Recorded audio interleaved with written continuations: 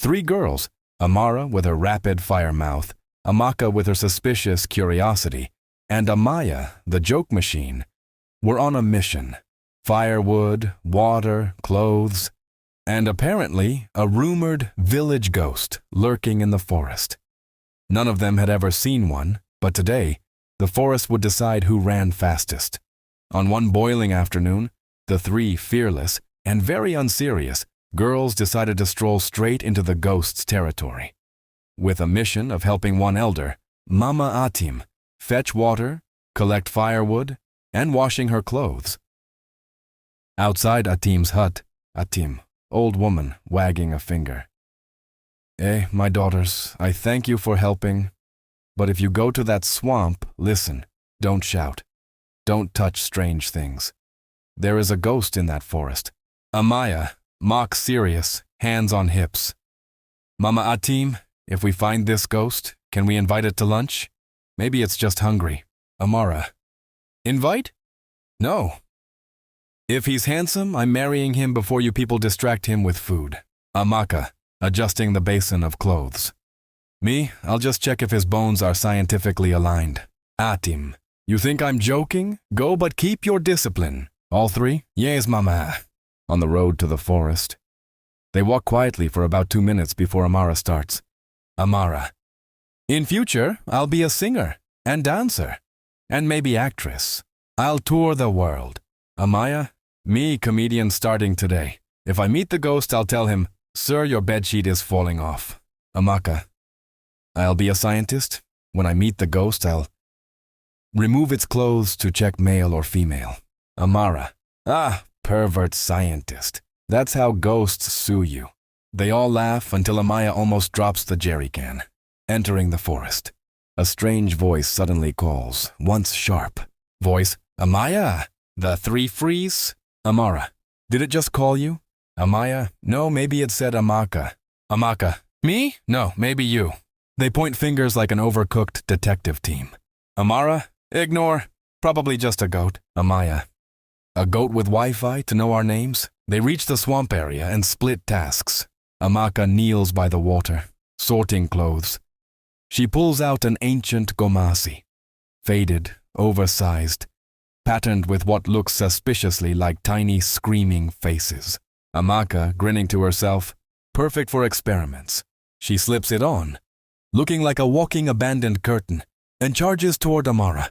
Amara, seeing her from a distance, Ghost! Throws panga, runs. She barrels toward Amaya. Amara, panting, Amaya! Ghost! Ghost! It's coming! Amaya, dropping jerry can. This is how my comedy career ends. They run. The ghost. Amaka in Gomasi, flapping behind them like a stubborn tablecloth in a hurricane. The girls reach the stream where Amaka was washing. Basin still there. No person. They turn. Amaka Gomasi is still coming, arms out, mumbling in fake spooky voice. Both drop to their knees in surrender, tears of panic in their eyes. Amaka, pulling off Gomasi, laughing. You said you wanted to see the ghost. Why did you run like Boda Boda thieves? Amara, because you look like the ghost's grandmother. They laugh, wheezing, until, from the stream, a real ghost explodes out of the water. Ghost. You people wanted to see me. Now I am here. Don't run. All three, already running. Bye-yay! The ghost, dripping water and wearing something that looks like wet clouds, chases them. But halfway, it stops and shouts, Ghost, you left your basin and my cousin's Gomasi. Amaya, still running. Tell your cousin to come collect it in town. Later, hiding behind a termite mound. Amara, did anyone see his face? Amaka, yes, like a very tired fish. Amaya, if that's my future husband, I need glasses. They laugh until a soft cough comes from behind. Ghost, leaning casually against a tree. I can hear you, you know. Amara, you again? Ghost. Yes, you called me handsome earlier. Let's discuss dowry. Amaya, wait, before marriage, tell us, why do you live in a swamp? Ghost. Because every time I try to rent in the village, they say no pets, and I keep pet frogs. They decide to tease him back. Amaka, Okay, Ghost, since you disturbed us, you fetch this jerry can of water for Mama Atim. Ghost. I'm supernatural, not manual labor. Amara. Then you can't marry me. Next. Amaya to Ghost. Can you at least sing? Ghost. Of course. Sings terribly. Sounds like a cow falling down a well. Amaya. Perfect. You can join Amara's music band, the Haunted Harmonies. On the path home. The ghost keeps appearing randomly, behind bushes, on top of trees, even lying in the road pretending to be dead just so they'll poke him. Amaka. Why do you keep following us? Ghost. Because you keep dropping things. First the basin, then the panga, then... Is this your slipper? Amaya. That's not mine. Ghost. Then whose foot is this in it? The girls scream and scatter, only to realize it's just a yam he carved toes into. Back at Atim's hut, they arrive panting, sweating, wild-eyed. Atim. Hey, my daughters, where is the water? The firewood? The clothes? Amara, ask your ghost friend. Amaka? Yes, he's probably folding them in the swamp. Amaya, and tell him his singing is a danger to human ears. From behind Atim, the ghost pops his head out. Ghost. Mama Atim, these your daughters. No respect. But I like them. Tomorrow we fetch together. All three in unison. Never. That night, though, as they tried to sleep, the girls heard soft knocking at the door. Voice, you forgot your Gomasi. They didn't open it. But somewhere deep in the swamp, a fish-faced ghost was laughing. The next morning in the village, the rooster hadn't even crowed when someone started knocking at Amara's hut. Amara, half asleep. If that's you, Amaka, with your science experiments, I swear I'll throw hot tea. Voice, cheerful. Good morning, my future wife. Amara sits up screaming, It's him! Amaya and Amaka rush from their huts, hair wild, holding cooking spoons like weapons. Amaya. Ghost, it's 5 a.m. We're humans. We need charging time. Ghost. I came to help you fetch water. Amaka. Help? Last time you chased us until we forgot our names. It began with laughter, but it didn't stay that way. After the swamp incident, Amara, Amaka, and Amaya thought the ghost would get bored. Instead, he became more persistent, showing up in ways that weren't just funny anymore, but exhausting. Early morning, at the communal well, the girls are filling their jerry cans quietly, Ghost appearing behind them without sound. Morning, my wives. They jump, spilling water. Women around them freeze, whispering, Village woman. Those are the ghost's girls. Maybe they made some deal. The whispers sting. Amara to Ghost through clenched teeth. Go away, Ghost. I just came to see how my family is doing. When the women scatter, Amaya mutters, Congratulations, Ghost. You've made us single forever. Later, at the market, the girls try to sell cassava, determined to ignore him. But he doesn't appear until a crowd gathers. Suddenly he's there, standing between them and their customers. Ghost, loudly. Do not cheat my wives in price, or I will curse your yams. The customers back away, clutching their baskets. Amaka, we're not your wives. Ghost, tell that to the swamp.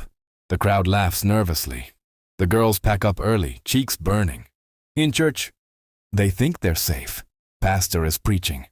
Then, just before prayer, a familiar whisper. Ghost, from the pew behind them. Pray harder. I'm still here. Amara stiffens. During prayer, he hums an eerie tune. People around open their eyes, staring at the girls as if they are summoning him. After service, an elder pulls them aside. Elder, we cannot have disturbances during worship. Maybe sit at the back next time. Amaya clenches her fists. We didn't disturb anyone. He did. But the ghost is gone. Days later, fetching firewood in the forest, they work in tense silence. No ghost so far. Then, a thud. The panga falls from Amara's hands as she sees him crouched on a branch, staring. Ghost, you don't greet me anymore? Amaka, we're busy. Ghost, busy pretending I don't exist? I can wait. I have eternity.